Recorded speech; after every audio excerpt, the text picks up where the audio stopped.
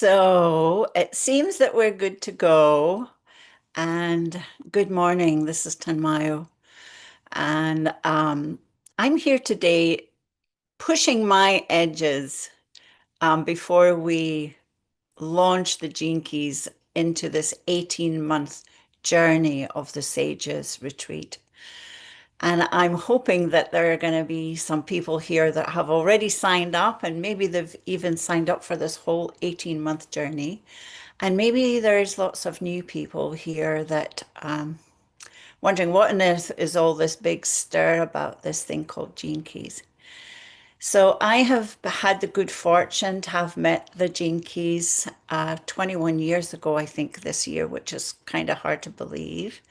And it would be fair to say that I have been living it, and um, it's embodied in me now. So I would most of all like to welcome all of you here, whoever you are and from wherever you are, and thank you for joining me. And today I'm going to spend a little time on just introducing the simplicity of the first of the profile itself. I mean, and this hologenetic profile, there are three sequences: activation, Venus, and Pearl. But today we're going to focus on your genius, on the activation, the life work, and the evolution and the radiance and purpose. But most of all, I want to put my focus on the lines. Now, many of you will be very familiar with these lines. And for me, in those early days, when before the book and before the website, the thing that really caught my attention first was the potency of these lines that actually magnify the gene key that is in your life work, evolution, radiance, and purpose, or any other place in your chart. And they themselves have a potency, and very much to me, they were my first relationship. How do I come to be so familiar? How do I intimately come to know these lines? So I don't know if I've made that abundantly clear. I'm a little bit nervous because, as I said, this is me kind of pushing the edges a little bit. I've done lots of this in person, but not online. So I'd like to start by sharing a little bit of a PowerPoint that was graciously given to me, I don't know, look, 10 years ago, maybe, or 7 or 8 years ago, by another ambassador of the Gene Keys called BJ Garcia. And she and her son made this. And I think it's particularly rich. And I wanted to use this, first of all, to invite us into the intimacy of the richness of who we really are.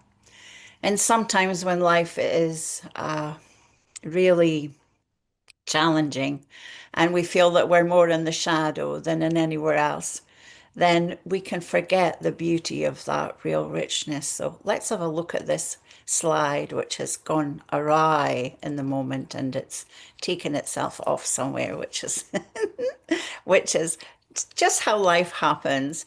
And I should also tell you this morning, in the midst of life happening, that at any moment I may have to go off screen because I'm having furniture delivered that was supposed to come yesterday. So this is very much me being in the middle of life and taking time to spend some time with you. So this is this beautiful Richard's introduction, Unlocking the Higher Purpose Hidden in Your DNA. And the essence of the Gene Keys is the transformation of our suffering of our past into the gifts of our future. And those to me are very potent lines that are really worth remembering. And, you know, in the early days of meeting Richard, there was a great deal of simplicity, which really suits me because it's one of the keys that I have in activation, and it's in the purpose. And I was and am still very good at complexifying things. And sometimes in the midst of complexity, there arrives the simplicity. So there was a great deal of simplicity. Now, of course, there is simplicity once you choose the journey within that extraordinary synthesis that you will find on the Gene Keys website. So I'm maybe the old school person in many ways that loves to start with a foundation. And this to me is the activation sequence. It gives us our roots. It grounds us into our life work, evolution, purpose, and radiance so that it's kind of preparing us for the rest of the journey. The activation sequence is very much this physical world grounding. It invites us into the body, into our physicality, and the Venus sequence takes us into the emotional body, into that deep emotional feeling nature of relating and partnerships in life. And the Pearl takes us somewhere else into prosperity. But if we move on to the next screen, that would be really wonderful. Thank you. So the three essential elements are still the truth for me, which is the gene keys, your map. Now, many people like to listen to the audios and they're fabulous, but there is still something glorious about having the book.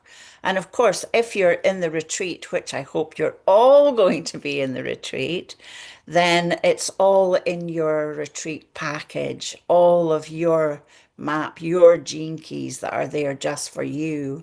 But the book has that quality of picking something up and having it in your hands. And of course it's big, so for all of us travelers it was also good to have the audios or to have the Kindle version. But there's at least 7 pages for each one of your keys that are in your hologenetic profile. Unless, of course, you have certain keys which have like 20, 22 pages, like the 55 or the 22.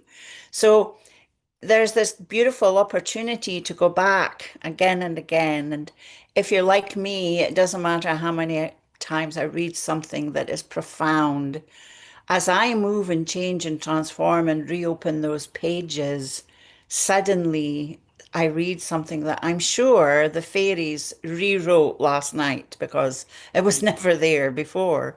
But of course, it was there, but my attention in this moment is drawn there and it brings me deep into myself. So we've got the map and then we've got the profile as the compass, but you are the only one that can make the journey. And some of you are maybe old enough that you traveled with a great big thick book called A Lonely Planet Guide, when we'd take ourselves off to India or wherever, and we'd have this big Lonely Planet guide that told us where we could, find a hotel or a youth center or a meditation camp or whatever it was we were looking for. And of course, you book your tickets and you get on the plane and you get off on the other end, but you are the only one who's having the experience of it all. There's your journey that takes you to the senses, to the people you meet, to the smells, the tastes, to what you're really experiencing in the moment. And that's when this compass and this map becomes your deepest friend. And suddenly you realize that all those numbers that are on that thing that you're looking at, that we call a hologenetic profile, actually exist in you. They become transposed with your breath, with pausing, with allowing yourself to fully experience life. Suddenly realize you have found this great treasure map and compass that is going to take you on the inner journey to your own perennial wisdom. And for me, that's worthy of me feeling a little bit nervous about doing something that's edgy. So thanks for listening so far. And we go to the next slide. So if you're new, you can go to genekeys.com and please download your own profile. And it's free, of course, and it's in resources, and you can start with your own curiosity. And this is the elements that I just want to show here from the hologenetic profile. So you'll see at the top, you have this gene key that's sitting there, and this is where the life work sits. And that there was a fifth gene key in a 6 line. So you notice that there's a number and then there's a decimal point and then there's another number. And those numbers are 1 to 6, the ones after the decimal point. And if you look around that chart, where the light green is, this is the outer outer nature, if you like, the grounding of our activation sequence. So we have life work and evolution and radiance and purpose. It's not all in this particular one. But you see, there's a wheel that is all the way around, and this shows you the hexagrams. And these lines live in something called hexagrams, which of course are well known in the I Ching, and they're thousands of years old, filled with living wisdom that has also become embodied in this frequency of perennial wisdom, this transmission that we call the gene keys. So next slide, please. And then we have these, every one of the gene keys has a siddhi, a gift, and a shadow. And it's one frequency band with different resonances and tones. And the siddhi is like your essence, your essential presence. And it's easy for us to think we never experience that, but it's impossible for us to never experience that. The seed of the siddhi is in the shadow. And the shadow is that resonance of when we're triggered or defended or we're attacking or blaming or shaming or undermining, all these glorious qualities that have moved through thousands of years of humanity that are more and more being embraced by millions of people around the planet now to say, wait a minute, I don't enjoy myself in that mode. I notice that I'm triggered, I'm defended, I want to blame the other. It's their fault. If only I could fix them, it would be really good. And then suddenly we realize actually, all of these feelings and thoughts are existing inside me. And this is where that suffering comes from. But actually, as you move in this field, your shadow becomes your dear friend and your ally. You welcome that shadow home. And even in moments of the deepest distress, or when you're really raging and cranky and pissed off, actually, you still think, oh, this shadow is leading me to a deep, profound treasure. I'm I'm I'm in my story, but at the same time, I can be really pleased that I notice that I'm triggered, and even later have gratitude for how that trigger arrived, whoever that person or situation in front of me is that brought up this immediate reaction. And a reaction is something that is only maybe 10% in present time. It's the old iceberg story. You know, the reaction lives on the top, and but then the deeper layer, like the iceberg, is buried in this precious bodies, you know, ancestral wounding and wounding from this lifetime and conditioning and beliefs that we had held so sacred.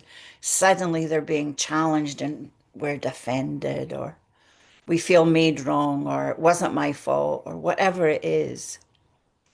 Suddenly that trigger or defense or justification is there, and it does become your dearest friend, because that's the door that leads you back to the purity of the gift, the true emanation of your genius, of how you can express open-heartedly in the world your love, your freedom, your reality. Whatever is real for you is going to emanate through that gift.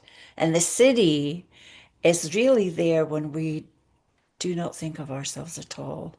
When I'm not even thinking about me, or I'm not thinking about cities or essence, but that moment of embodied realization, the siddhi is fully present, whether it's enriching or whatever siddhi you happen to have, or essential state that is there. It's like it lights up the gift and draws you out into the fullness, radiance of your being. Next slide, please.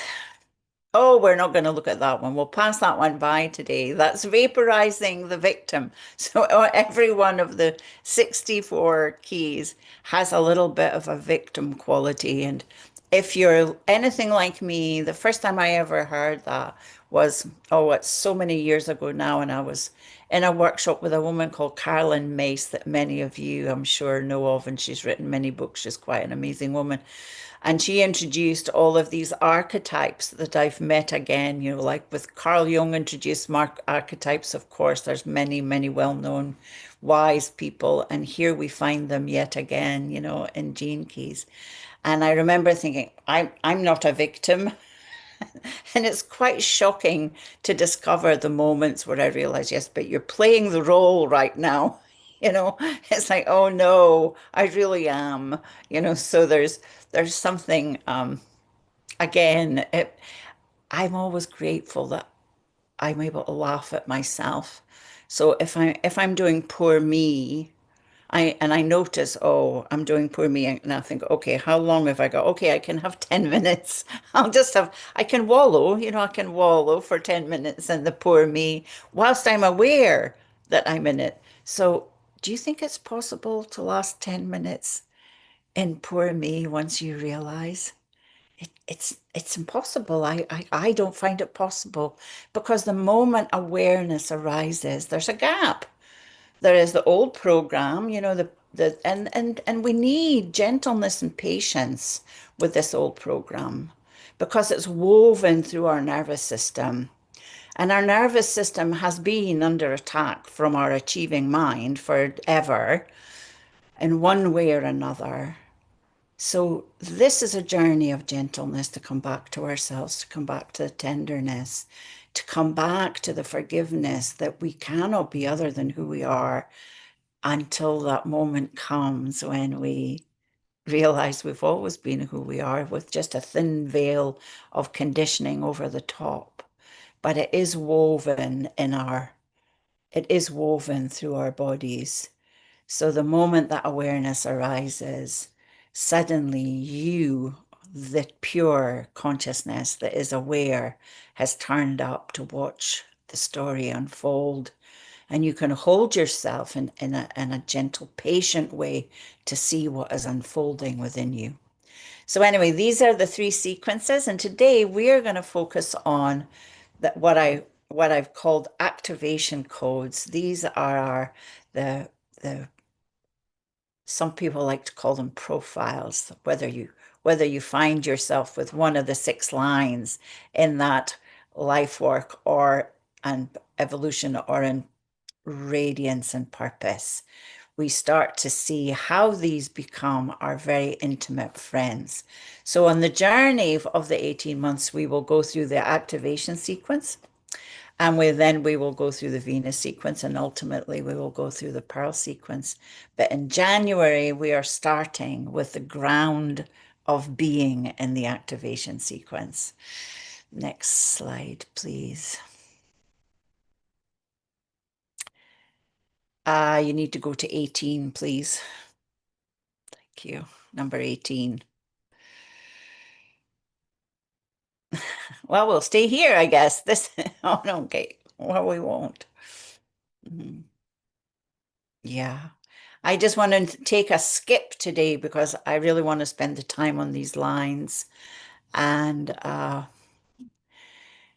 the 6 lines that we have on these hexagram lines, they're extremely powerful, and they have an underlying pattern within them that reveals specific clues to the archetype that is your gene keys.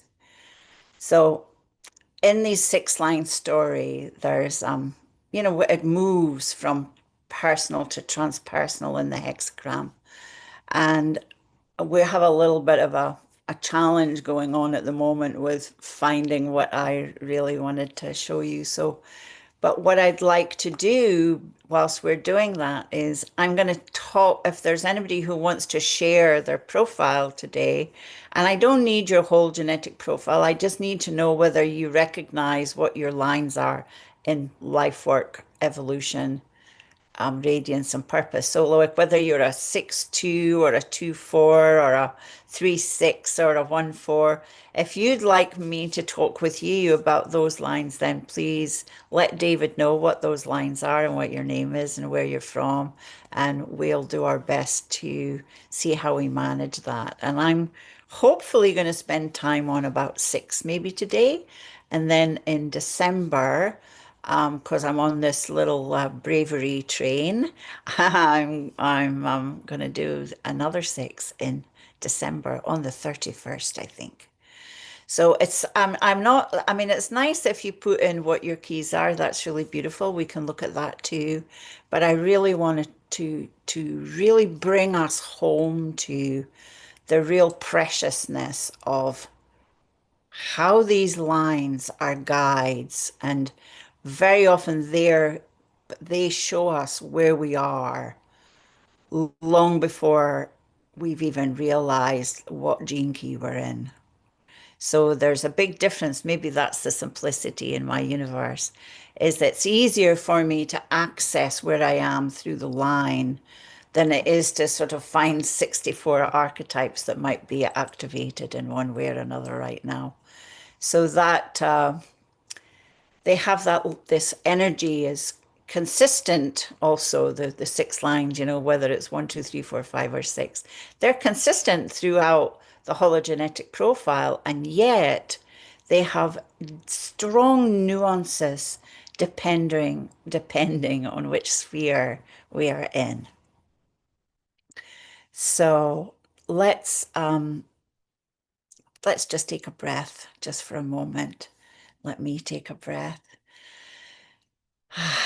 Just breathe our way into what's happening here. And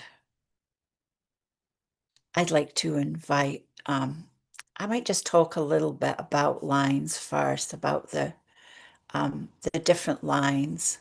So, for example, when we have these six lines, with the first line, in fact, if we have a 1-3 profile there, I would be delighted to start with somebody rather than just discuss lines, if that works for everyone.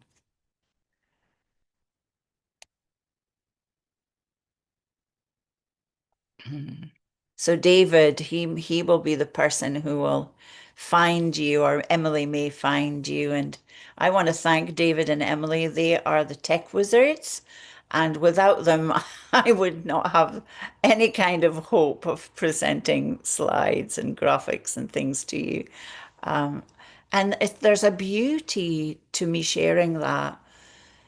It took me a long time in my life to realize that I know my lane, and I can stretch out into it. I can stretch it out and find edges and push myself in there.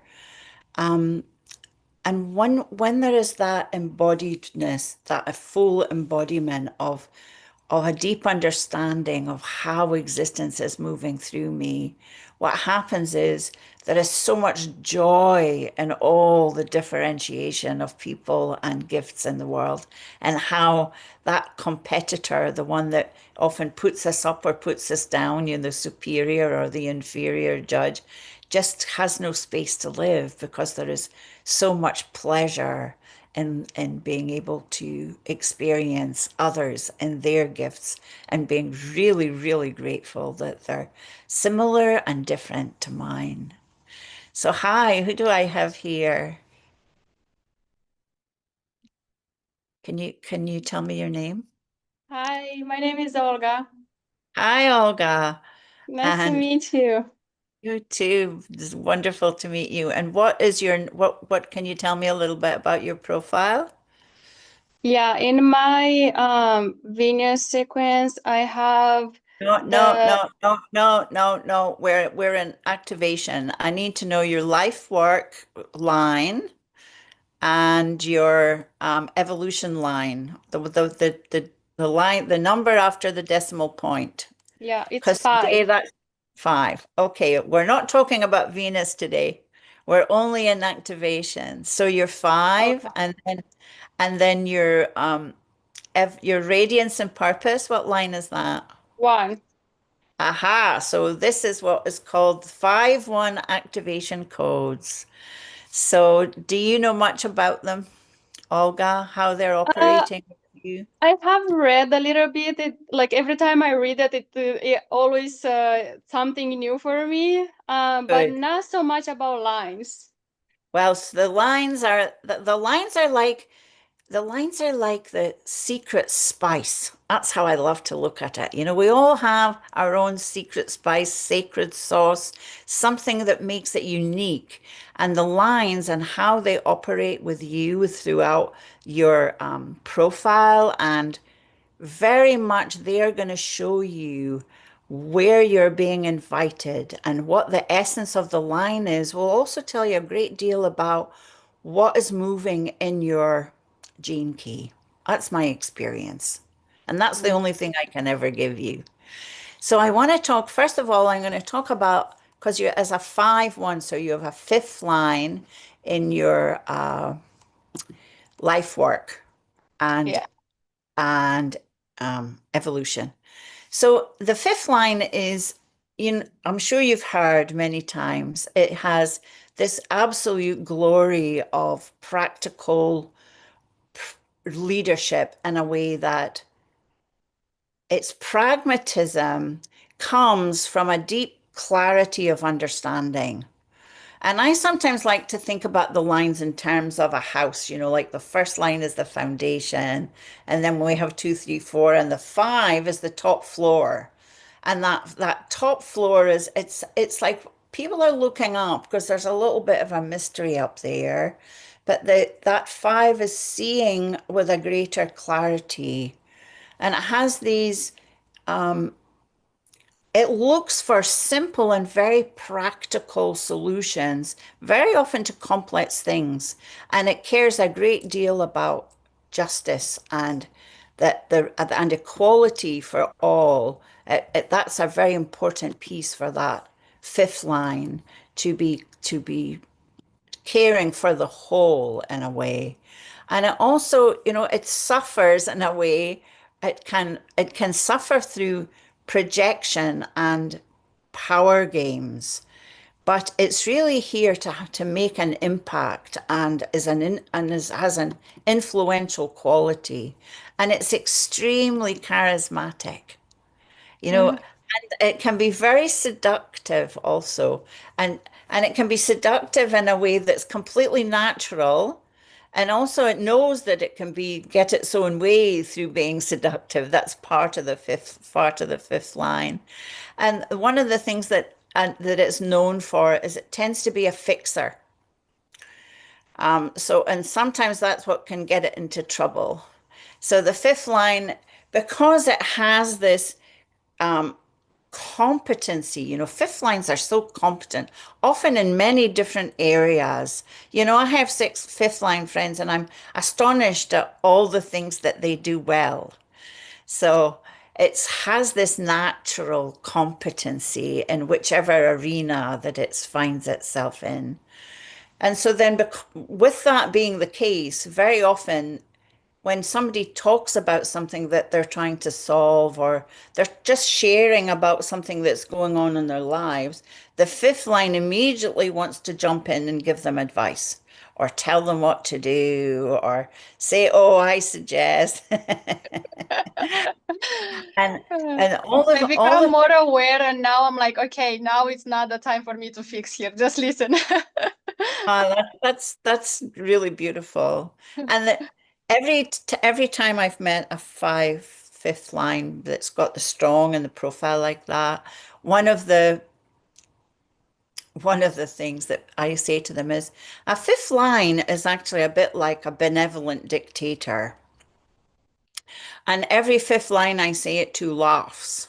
It's like there's something in them that knows, because they're trying to help, but they don't realize that they're not allowing the other person to find the way by themselves. And I think this is particularly potent in relationships. We come into these relationships with all of our beliefs that we've been conditioned to have.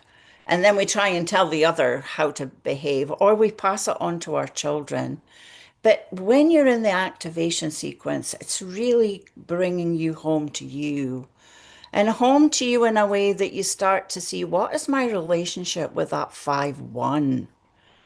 So we see that this fifth line is there, also pragmatic and charismatic, and to notice the moments where Another thing that it does, it can get stuck in a labyrinth of thinking.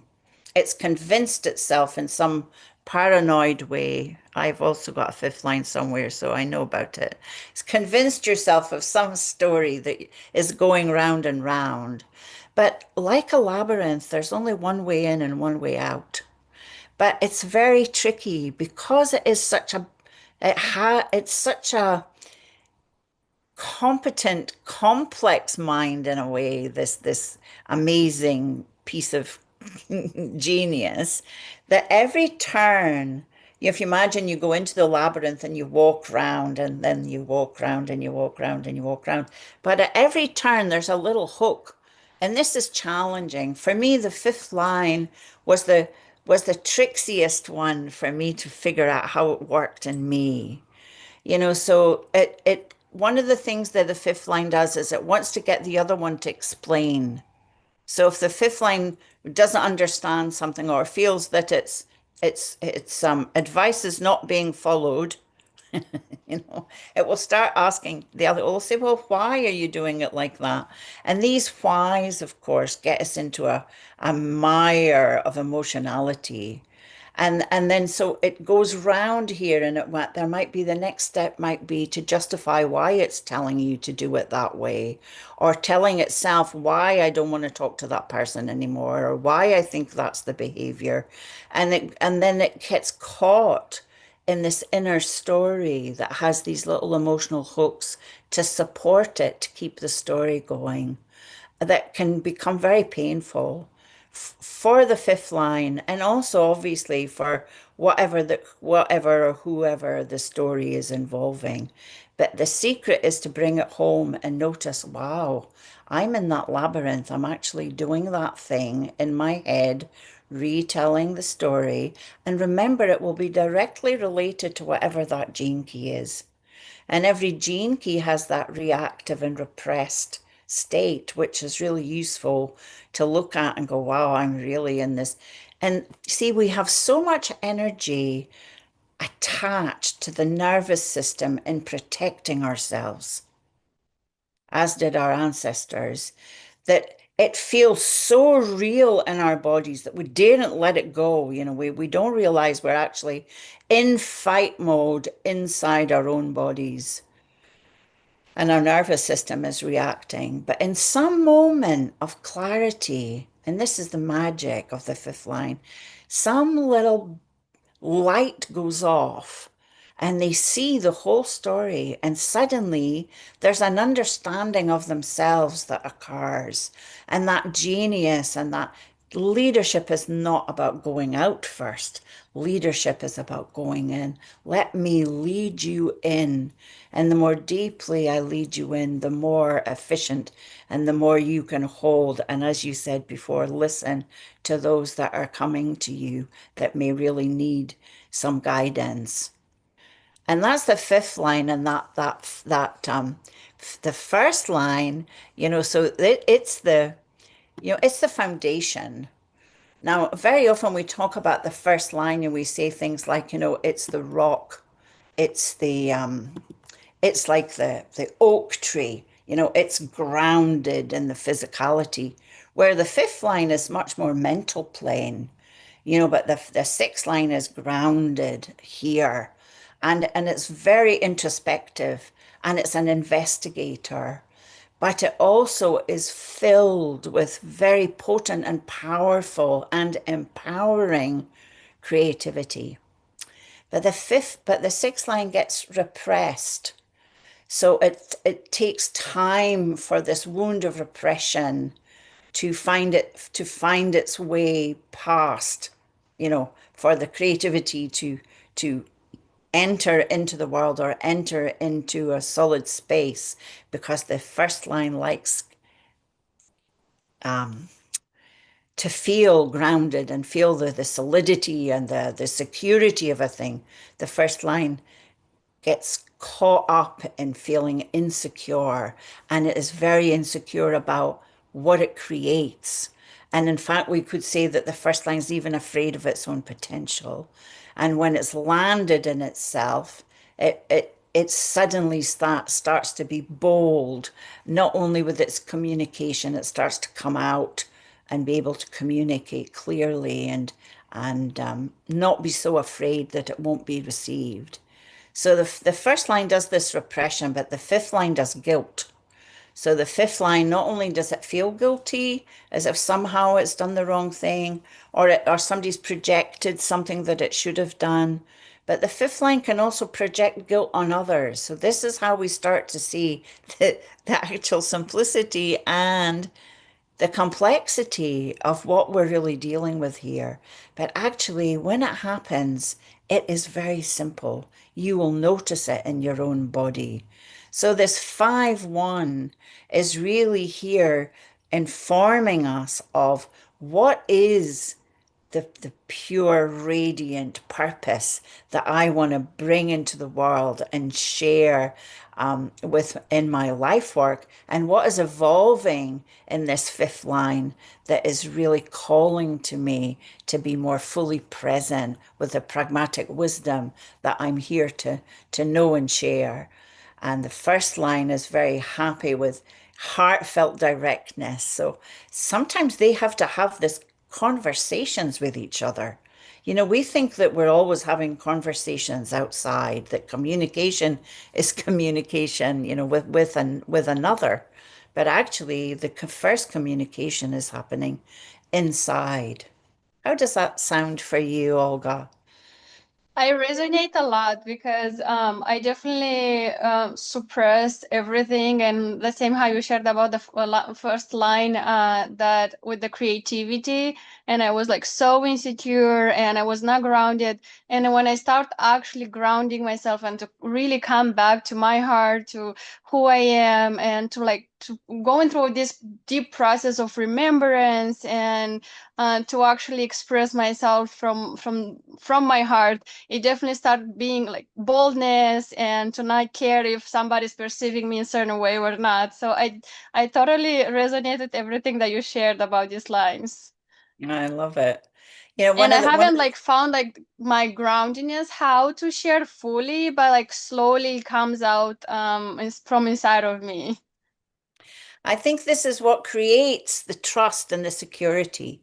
I mean, the only and at this stage of life, you can imagine. I mean, I've been living this, awakening path, we'll say, for a really long time, and 20 something years now since I've met Richard.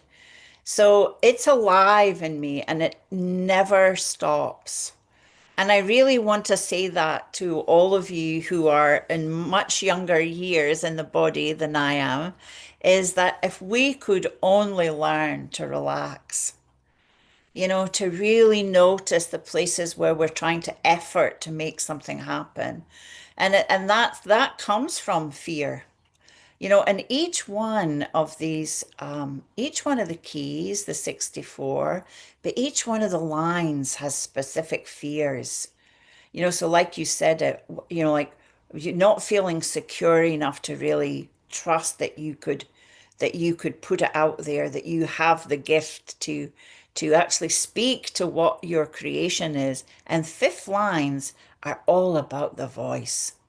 The fifth line has that quality to bring something to whatever it is to the table, especially when it's grounded in its first line security. And I liked how you said that sometimes, you realize that you have to not think about what other people are thinking. You have to be on your stable. And we talk about the first line as the oak tree or the mountain or the rock, but I sometimes feel the first line is Earth herself. Because sometimes and this is just I have to play with things, in a way that makes it work, and I invite everybody to do this. How does this work for you? I mean, Richard is just this, I mean, he's just a fountain of illumination that he pours out into the world, and this transmission that just keeps opening up and flowering.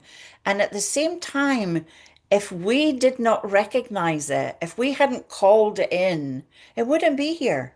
we are equally as present in these living life codes, which is why they've been brought through. And he's the vehicle, that brilliancy that brings it through to us so that we can recognize ourselves and allow that sacred through human to take up space at home in this life. So, that first line, I sometimes think it can feel like it's immovable when it's a mountain, but actually, when it's in its certainty, it is immovable. But immovable is not rigid. There's a vast difference between when your cellular certainty has just landed in you and you're there. You don't have to force it, you don't have to defend it, you don't have to justify it. You're just breathing there, knowing, yeah, this is me. I'm on the track for myself, whatever, come what may. This is my journey in this moment. And I feel that, the first line, like if I think of the first line as moving with the planet, I also feel, like, hey, we're going through the galaxy right now. And at the same time, we're solid and gravity keeps us grounded. Yeah, Thank you. that's really beautiful because I've gone through a lot of transformation, especially my shadows. Sometimes it comes from the inside. Certain texts, like when I'm writing them down, I'm like, where they even come from? Because they're not even. It's definitely from something like bigger than I can see it. And I have a lot of 5 line in my chart, and the deeper I go, it's like is the easiest it gets for me to actually express it and to be certain about what I express. That's really beautiful. And it's amazing to watch. Like I'm watching how you light up as you're speaking it too. We have natural radiance, all of us. So I think there is a beauty to really noticing those moments, that how our bodies feel when it feels so alive. Yeah, oh my God, yes, I agree. Because I've noticed a lot of tightness and like fear inside, and because of the Jinky chart, like now I don't react it, but I allow it to just like melt in its own time, and it's really beautiful to just watch it how the body changes in its own Yeah. time. And there's maybe one thing I would say before I finish is that, fifth lines and first lines are, I think of all the lines, and some of you I'm sure may disagree with me. It's really hard for them because of their grounded competence, shall we say, to sometimes remember that it's okay to have assistance. It's okay to ask for support, especially in emotional times. But to realize, this sometimes the fifth line, as are lots of other lines, but the fifth line can create big dramas out of, and that actually keeps it distracted. But to Yeah. notice yourself in moments for the 5-1 that you also need support, and it can be so busy giving it and helping, they can become rescuers instead of realizing that there's a big difference between a savior. To me, is someone who gives me the perennial wisdom or trigger that I need in the moment for my own actualization in this life. But a rescuer cannot see me clearly, because if he saw me clearly, he would know that I'm a divine being, powerful and illuminated, and currently in a cloud of dust that I can't see myself. But that savior hasn't noticed that they're just helping me wipe the dust from my eyes. So rescuers have a tendency, there's a superior and an inferior sometimes. Unless you're drowning in the ocean, then you really need the Marine to come and get you. That's true rescuing. They are saving your life for another day. So there are these little nuances that are really valuable, and they can certainly um, give lots and lots and lots of direction and food for thought. Oh my God, I totally resonate because for me it was like so hard to ask for help in general. I was doing everything alone, and I was like trying and controlling everything and making sure everything is under control. And life put me in a situations like lately since like start softening where I had to ask for help and to break the pattern. I was like, okay, fine. That's really beautiful. You know, Thank you so and much. oh, you're welcome. You're very welcome. I'll maybe say I noticed that somebody put something up and you know, in in human design, as many of you are familiar with human design, you know, the fifth line is called the heretic, and the first line is the investigator. As I'm saying all these things, I should also say that, you know, next year, Richard and Werner Pitzal, I think, are going to re-release Integral Human Design, which kind of draws all of what I'm saying up to a different and new reality. But they're fun labels, you know, heretic and investigator. They're fun labels. And like all labels, whether it's a fifth line label or a heretic label, it's always good to remember they're only labels and that we remind ourselves not to be overly identified with it. It's actually just an area worthy of exploring. So, as we're in form, we need some way to communicate with each other. But I particularly do find it often to be true that the fifth line heretic, and again, these are old words, you know, for some people, what does that mean? You know, hundreds of years ago, a heretic was somebody that got thrown out of the church or got burned at the stake, or, you know, they were excluded and shunned for their beliefs. They they they they didn't follow the you know the order, whether it was Catholicism or Christianity or any other isms or anities that happen, or political, very much political heretics. But in today's world, very often what I find is that sometimes the fifth line is the one who says the thing that nobody wants to talk about. You know, Mm. they find themselves talking about the elephant, and sometimes they do it innocently. They just can't help it. You know, they are talking about something, and suddenly they're talking about the elephant that's in the room, and everybody else goes, they didn't really just say that, but of course it needed to be said. But the thing is, when it comes in a way forward so cleanly, there's no provocative energy on it. It's not trying to push the situation. And third lines do it innocently in other ways too. They're really good at doing it and not even notice that they have. But the fifth line has also the capacity to then be open to discuss whatever that moment is, you know, through listening and allowing Yeah. themselves to use that voice that they have to really share without blaming or shaming or finding themselves or others guilty. Thank Mm. you. I better That's stop so now or we'll beautiful. have a Thank you whole so much. I session. really I really appreciate. I enjoyed it a lot to listen. Thank you so Thank much. you. There's so much we could talk for 10 years about lives. There are so many things to be said. Thank you. Thank you. So who do we have now? We have Jenny Weber. Hi, Jenny. Hi, nice to see you. Hi, how are you doing? Fine. How are you, Jenny? I'm cold, but I can't complain. It looks like I'm sort of it's quite cool today in Queensland, but we're on the other end of the scale and you look all cozy. Where are you? I'm in Missouri. Good. And what is the activation codes that you want me to share with you today? I'm lines 1 and 3. I've got Oh, 7 3s in my chart and 2 1s, a 4 and a 6. how glorious. So for me, I have a, you know, like all the lines are great.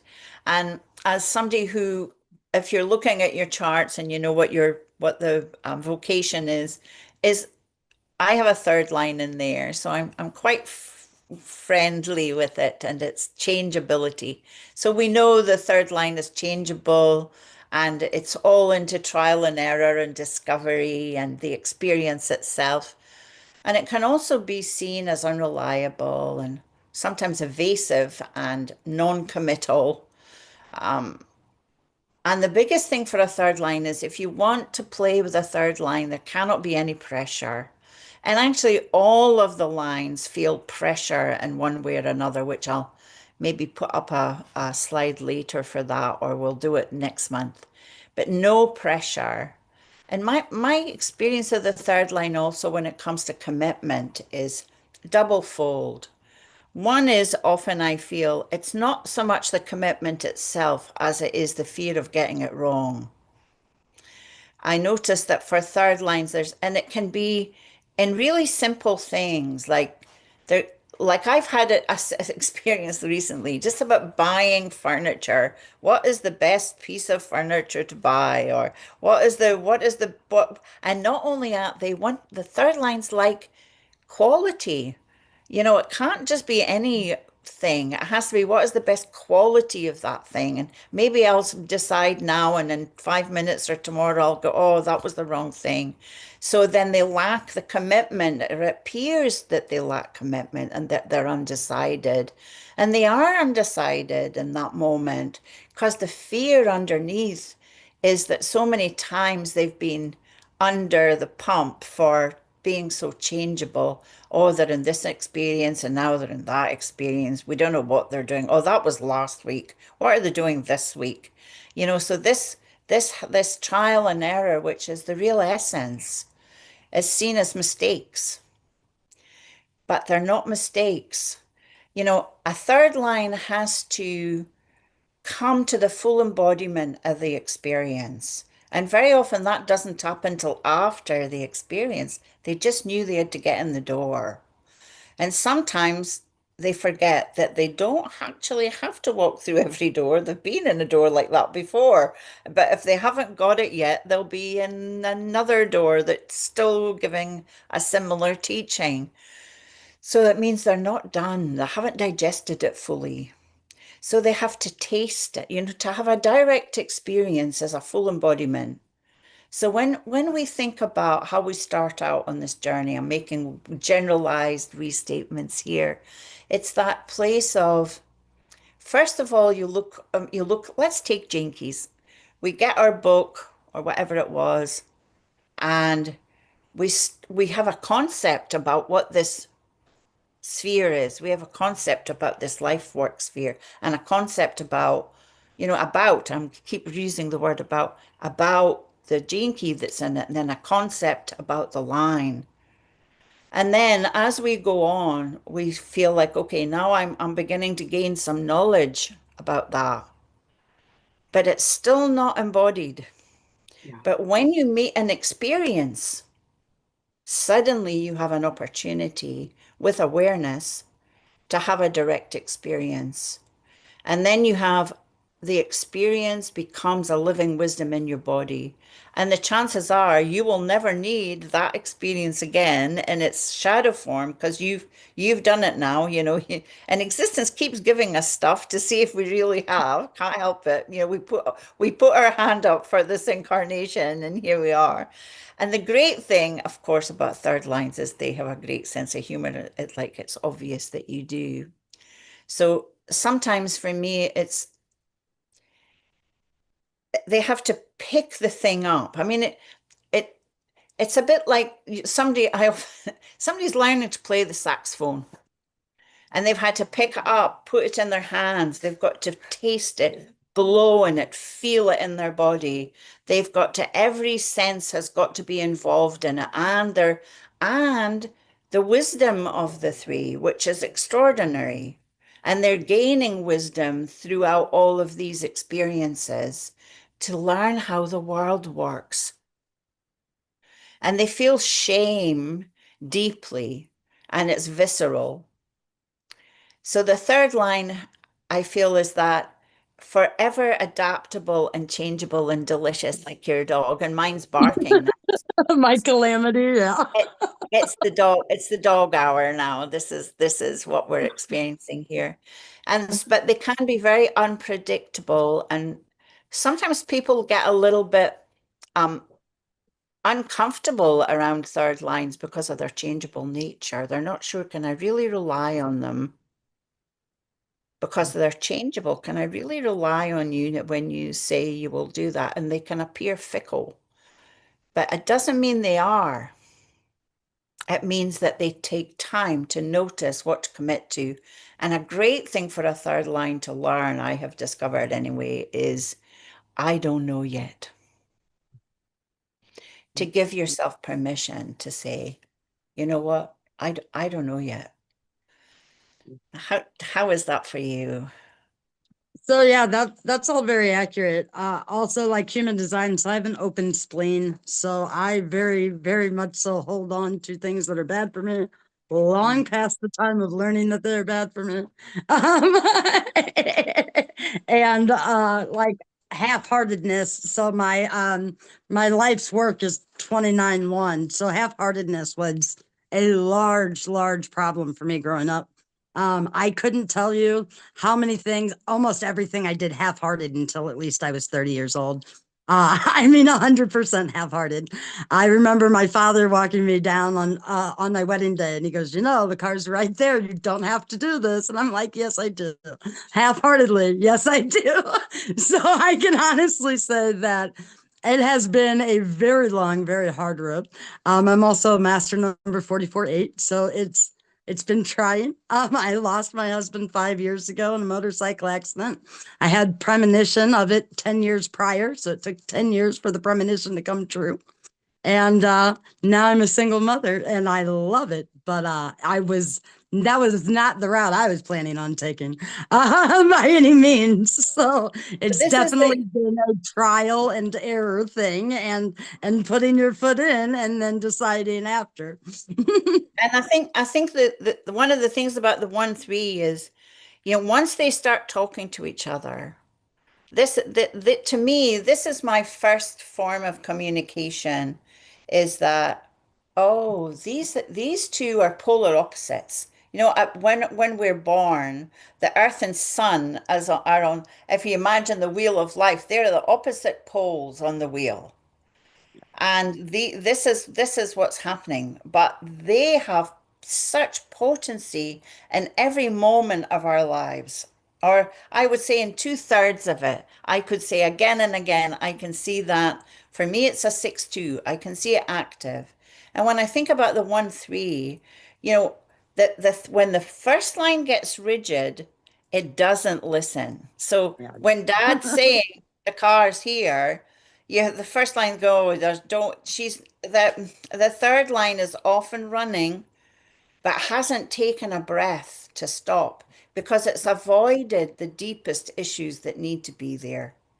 Whereas once they start talking to each other, there's this beautiful counterbalance that comes in. There's this security. And this for me, for the 1-3, is a little bit of a cosmic joke, because the only security that anybody has, as far as I'm concerned, and it's certainly true for me, is living in impermanence. There is the only security I'm ever going to have is to live into the impermanence of this moment and this breath. And yet, everything is unfolding and unraveling and acting from that very place. So the third line can relax in its changeability and not feel trapped. And the first line can stay rooted and know that, oh, now we've got some communication happening. Yeah. Yep. So that 100%. Yeah. And then the journey becomes much sweeter. That security of the one, of how it operates in the world, can really support the radiance and the purpose that the 3 is looking to bring forward. So to me, it's worthy. As I've slowed down now that I'm older, slowing down has helped me notice a lot more. I think that's the beauty of Gene Keys also, is this gentleness. It's contemplation, inquiry, gentleness, and patience. And in the crazy world that we live in, there is a great deal of patience and gentleness needed. And contemplation, is much more of I mean, Richard explains it in all kinds of beautiful ways, but for me, it has this more horizontal experience. It's just it gives me time, but then when inquiry comes, it suddenly becomes vertical. Then we go deep, and then there's no hiding from myself. You know, that I can be as blind as a bat, but once the ray of light shines on it, then honesty is there. And I think that that's when the true combination of that 1-3 comes into being, to see when that creative spark of the one is actually being listened to by the three.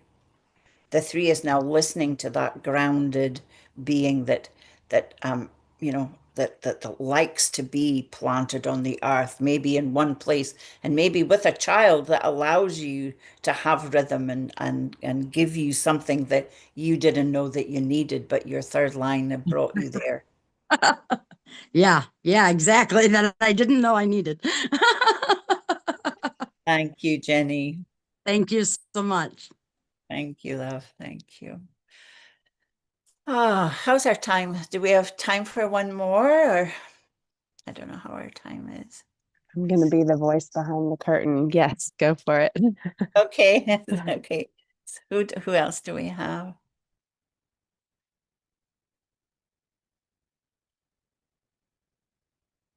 Hi, Carolyn.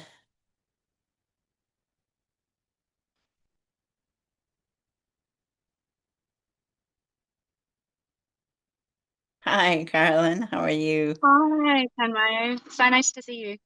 You too. And where are you? I'm in Sydney. Aha, that's not so far away. How's the weather in Sydney Yeah, today? it's good. It's warm, but we're expecting some rain, which will be nice. Nice. That's really good. Yeah, I think it's getting a bit cloudy here too. So tell me about your profile. So I have line twos in my life's work and evolution, and then line four in my radiance and purpose. Wonderful. And have you been exploring them? I have. I did the activation sequence retreat with Jesse and Mark Oh, beautiful. just a few months ago. So just for anyone that's new here, we'll talk a little bit about each line. And I really invite you all to explore them for you, to see how close some of these words might be for you. Because there are thousands of books on the I Ching that you can be as superficial or as deep as you want. And then how it's found itself into what we'll call this modern world, and how we're moving through it, realizing that it's not separate from us, that these are frequencies that are assisting us to actually evolve. They're showing us a light and a way and a direction, the more familiar we become with them, and also how we evolve with them. They are not static. Nothing about this is static any more than we are. And yet, the one thing that maybe we can depend on is the impermanence of being, the ever changing nature of life. So the second line is a natural. It's often called the dancer. And many second lines actually dance, 2/4s dance, but certainly a lot of second lines love to dance or do yoga or Pilates or something with their body.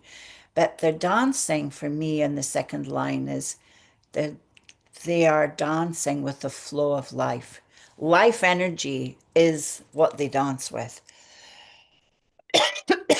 Excuse me, I need a drink. So they are the more they relax into life, the more the flow of life carries them. So they have an ease of being and a passion in relationships. And they are also, oh, excuse me.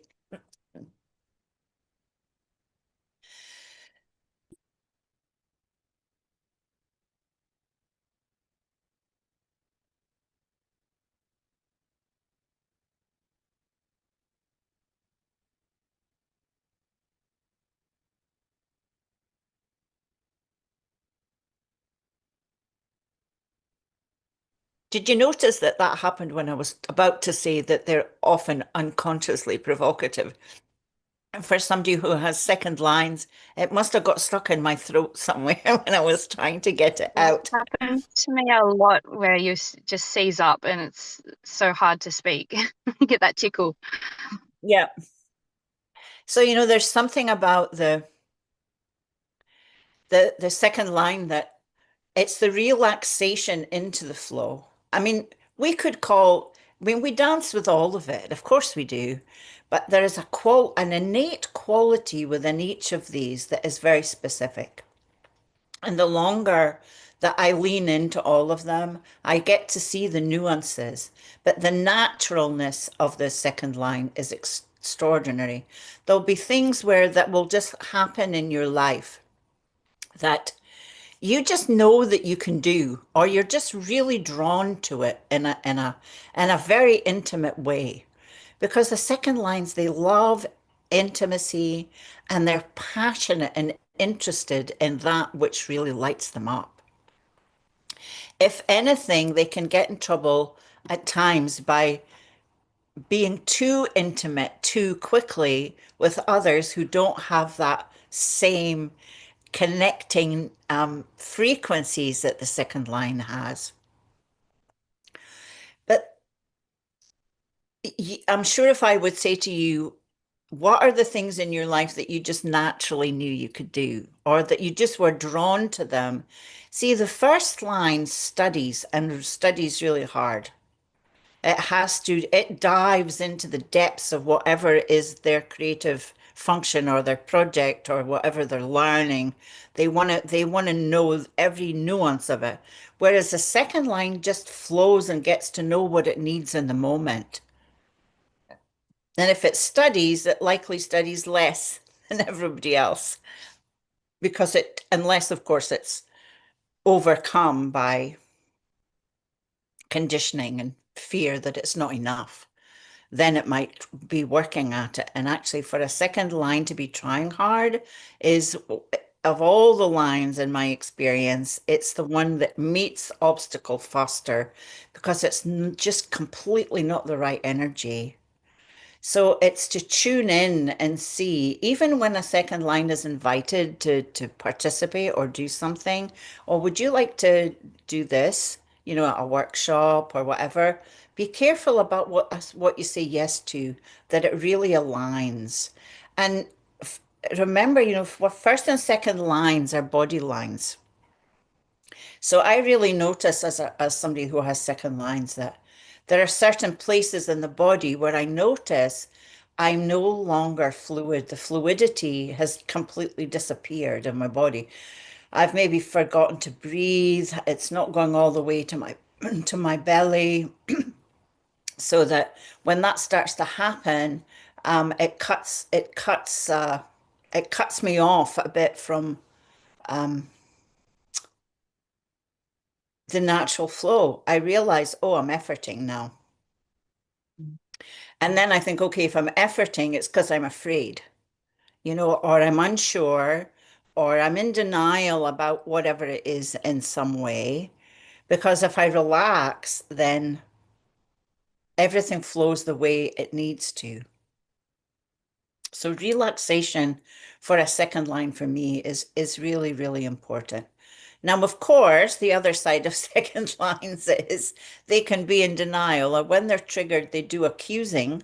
They do it really well, and they can be super provocative and really look at the other and what are you doing, or wanting them to explain themselves, or that's not what we agreed to, or whatever the story is. So the second line goes out. So the first line goes in, it represses very often. But when it does start to ask questions, I'm going back to the first line here. When the first line does start to ask questions, they come like bullets, remember, because this is the mountain, it's the granite. So when the first line asks a question, and when they're feeling insecure, I can feel like I'm being interrogated. And the second line feels like, oh my God, I just met a rock. How do I flow around this or with it? So then they go into the denial and the the accusing and the provocation. So you start to see how there can be a real hoedown going on here without too much trouble. But the second line loves intimacy and it's deeply courteous, and the passion and the interest that has makes them really open to the field of feelings. And the fourth line, of course, is this, and they're very different. So everybody talks about the fourth line and they've got all these connections and contacts and friends, and many of them they care about a great deal, but second lines are deeply intimate.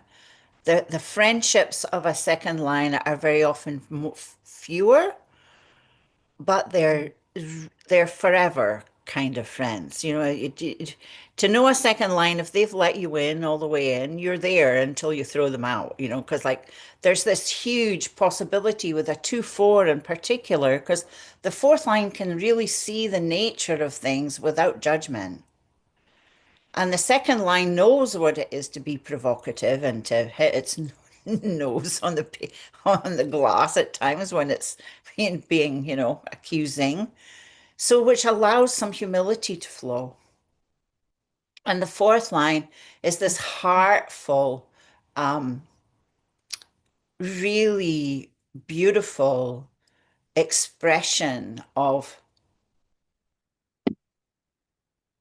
deep loving connection, and it naturally influences through its care of the heart. And of course the fourth line also is cruel, you know, and very often when something doesn't suit us and it's not exactly the way that they want it to be, they want to, you know, they bring each other down, or you know, they can be very, it goes this so far away from this open-hearted loving kindness that it descends into numbness. I'm numb, I feel rejected, I wasn't received. I can be frozen in the body, is something I hear a lot of fourth lines say. Like there's just this coldness that goes through, and then I get the polite mask. And then once I get the polite mask, I know that I'm not there. I'm just pretending to be there, and it's very painful. So there's that rejection that is going on. And you can see how that would provoke the rejection, how the 2-4, how they start to talk together, and what is the true chemistry of them together. You know, and once you start to see how they operate, you start to see this melting and merging that starts to go on when they begin to support each other in the gifts and the beauty of who they are, rather just in the shadow nature that, of course, is the juice that what leads us back to the sacred communion. And I think sacred communion is a really good expression for the 2-4 also. Mm. About you, what do you have that you want to share? Did that make sense, or assist or support, or? Absolutely. So I have two jobs, but one of them is in teaching movement in Kung Fu, Qigong, and yoga. So that melds beautifully. And I have had small, intimate friendships and dealt with rejection from friends that I tried to connect with intimately, but not on the same, obviously not on the same level. So that resonates very deeply. Beautiful, thank you. Thank I you, mean, Tanmayo.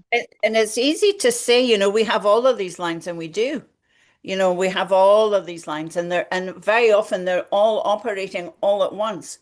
And yet the nuance and the subtlety that is possible over time and over the years. So for example, I have a second line in purpose and a first line in attractor, although I'm not going into Venus at all, but a first line in attractor. And I'm very aware of the different frequency of those lines, even of how they show up in my body and my breath.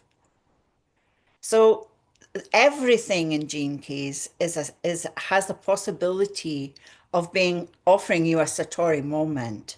You know, a moment where we don't just take something a first value, we look at it and say, okay, you know, that's it being expressed as somebody's experience, written as somebody's experience. Lots of people agree on a generalization on this topic, but we are not generalizations. How it moves in you and each and every one of us is unique, not only to the line and the key, and of course the whole rest of your chart. And that's only a tiny possibility of the multidimensional nature of being that we actually are. But the beauty of it is, I feel that this compass and this map gives anybody the opportunity to start to kind of have a really strong sense of what the foundation is that will light up their path. You know, so apart from the keys themselves, that 2-4 is, it's, for me, it's like it's giving you the possibility of your stability. It's not any less stable than a first line. Your stability is in your 2-4. Of course, the fourth line has a stability of being the first line of the upper trigram, but you know, there is this stability that we can find in these two hexagram lines in our activation sequence, can really give us a lot of ground that supports the whole rest of the profile. Thank you, Caroline. And I love what you Beautiful. shared. That was really beautiful. Thank you. Thanks very much. Thank you. Emily, how's our time? We're all good to wrap up. Thank you, Tanmayo. Thank you. So, I think to wrap up today, I would just say that thank you for joining me. I feel very honored that you do. And thank you for just simply being present for the kind of wild way that existence moves through me. And there is something really glorious about continuing on this journey that brings you, or I'm going to say it certainly has brought me and so many people that I know into this world of a deep self-acceptance. And in this self-acceptance, there is a kind of beauty to really see the world and the way that existence moves through each and every one of us, and to notice the ways in which we want to correct it to suit our own way of seeing. So I can only share with you the things that I'm sharing in this moment. And if we talk tomorrow, they might be vastly different, because the me that wakes up tomorrow is not the same me that is here today. And yet there is a nuance, a presence of being that moves through this body form, that existence is coming to know itself in that way. And that's the truth for all of us. I think each unique being is bringing a beauty and a presence to the world. And of course, I would love to see you be on the Sage retreat with us. I think it's more than just us or a business or a transmission. It's as Richard and I and Elijah and Sally and others, you know, came together, we started to realize that this was more of a call for, it's a really fantastic time to bring a group of people from around the world together to dive into a field of love, because ultimately all of these keys bring us to love and peace and freedom and the sanctity and the beauty of life. And when that touches me, I feel deeply enriched and full of grace, and so grateful that I'm able to share with this team and with many others. And if there's one thing I feel that I can give my energy to for the next 18 months, it's to hold space for as many people as want to go on this inner journey of exploration and give life in a more full way to the sacred humans that we all really are.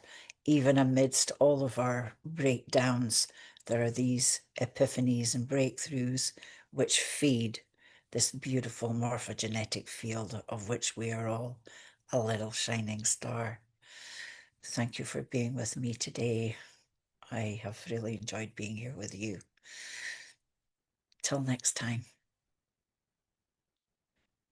Thank you, Emily, and